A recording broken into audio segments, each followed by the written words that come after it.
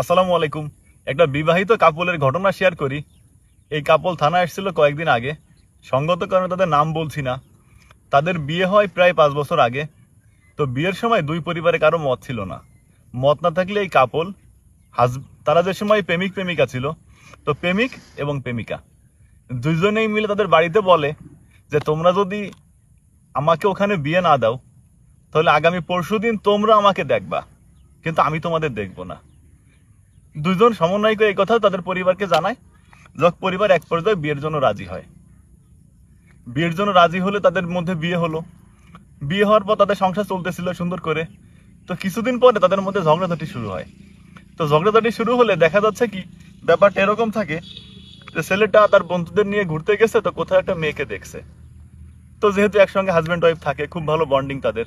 তো হাজব্যান্ড ওয়াইফকে বলতেছে যে জানো আমরা ঘুরতে গেছিলাম এরকম কলেজে থাকতে, তা ঘুরতে গিয়ে এরকম একটা মেয়েকে দেখছিলাম, ওই মেয়েটাকে আমাকে কথা বলছিল। তো ওই মুহূর্তে ওয়াইফ কোনো কিছু বলে না। এবার হাজবেন্ডের অভিযোগ হচ্ছে হাজবেন্ড তাকে গল্পটা বলছে যে আমার বন্ধু এটা করছিল।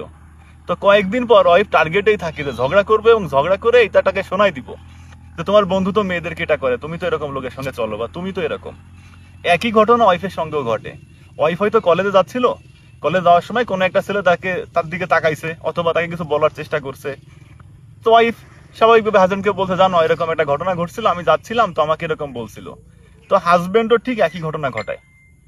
এরকম ওয়াইফ যখন তাকে গল্প করে বলার পর হাজবেন্ডও অপেক্ষা করে যে কবে আমাদের ঝগড়া হবে, আমাদের ঝগড়া হলে আমি ওয়াইফকে এটা খোটা হিসেবে দিয়ে দিব।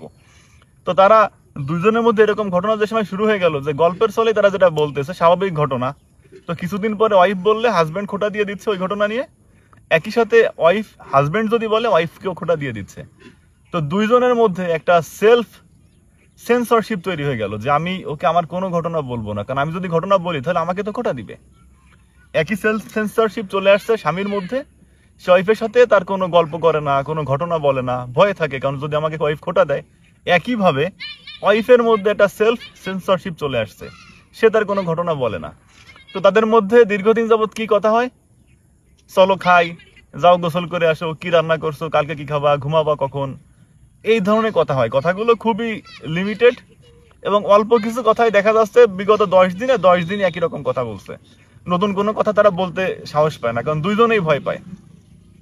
এরকম চলতে থাকলে কিছুদিনের মধ্যে হাজবেন্ড একটা অনৈতিক সম্পর্কে জড়ায় পড়ে। অনৈতিক সম্পর্কে যখন হাজবেন্ড জড়ায় পড়ছে তখন তো ওয়াইফকে সময় দিতে পারে না। একই সাথে ওয়াইফেরও তো মনে ভয় আছে আমি যদি কোনো গল্প বলি হাজবেন্ড তোমায় খোটা দিবে। তো দুজনের মধ্যে খুব খারাপ অবস্থা যাচ্ছিল, যেহেতু